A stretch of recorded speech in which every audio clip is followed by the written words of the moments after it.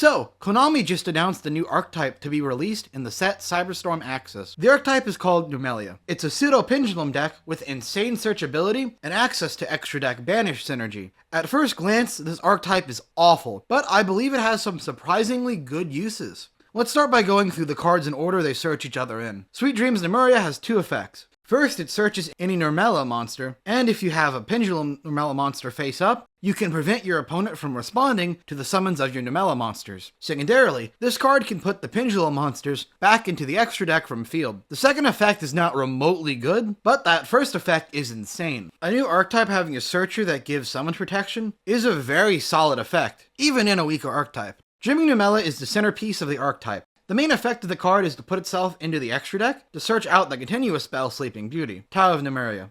The cost of this is to lock us out of special summoning back this card with its secondary effect. The secondary effect is to summon itself for free, back out of the extra deck, and then it gets a bunch of removal and some face down banish recycling. Again with this card, only really the first effect is decent. Now, this is where the archetype gets good. The Sleeping Beauty, Tower of Nemuria, lets us banish 2 cards face down from our extra deck to add 2 level 10 beast monsters with different names from our deck to our hand. But it locks us out of extra deck summoning outside of pendulums. There are 3 relevant targets for this effect. First are the other 2 main deck Nemurelia monsters. Second are the 2 big Yosenju pendulum monsters. Third is the entire Sphinx archetype. Here's a summary how each of these additions play out. Even with 2 1-for-2 card searchers, Pendulum Yosenju is still mediocre at best, and Stun Yosenju is probably better. All 2 of you Pendulum Yosenju players, get back to me on this. It is probably actually playable at least. The Yu-Gi-Oh anime movie Sphinx archetype is still unplayable, but it will move up the archetype on my big Yu-Gi-Oh tier list. It'll end up either top of tier 0 or bottom of tier 1. Also, before we move on, the continuous spell does give destruction protection to our Nemurelia monsters. Now, the 2 Nemurelia monsters this deck can search are very solid. Both of them special summon themselves out for free if you have a face-up pendulum monster. Nemurelia's Dream Defender, Kuet, gives targeting protection, and Nemurelia's Dream Defender, Aurelie, gives himself free attack gain. All in all, this engine trades the non-pendulum extra deck for a minimum of 4,500 attack damage, 2 level 10 beat sticks with a lot of protection, and at least 3 cards banished face down from our extra deck, and with a fair bit of recursion later on. Notice this engine doesn't use your normal summon, and only needs 1 card in hand. This brings us to the question, how can we use this engine? My first thought is as support for the fan favorite deck, Grand Maju. Here's my list. Basically, we take away some of the extras and more bricky portions of the typical Grand Maju deck list, and we gain a much faster list of Grand Maju than the typical Golden Castle variants.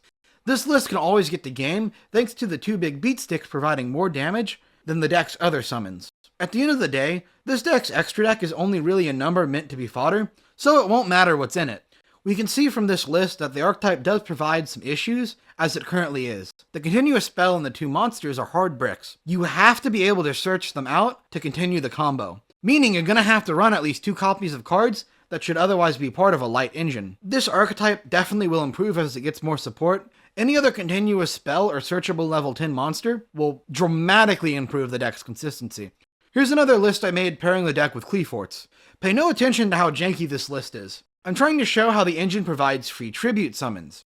At its core, the engine is just 2 free monsters. Basically, with the free tribute summons of the Fiends, we can do whatever we want with the Clefort engine, such as searching we create.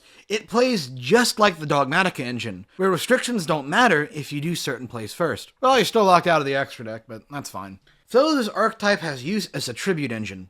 Speaking of Dogmatica, this deck does probably have some pretty solid synergy with that archetype as a whole, if you're trying to actually trigger the second effect of the Pendulum monster. Oh my god, I just realized something. This archetype sets up the tribute Zaborg the Mega Monarch perfectly. It's 2 light monsters, and you can just tribute Zaborg, activate Zaborg effect, dump 8 cards from both of our extra decks. That's an amazing combo that I'm gonna have to use later. Now that I think about it, we could probably run this in Necros. Oh my, this archetype is amazing, but also terrible at the same time. Alright, back to the script. So this archetype has use as a tribute engine. Unfortunately, since the deck leaves the level 1 in the extra deck, it doesn't play nice with most Monarch builds, but in future, who knows what could happen.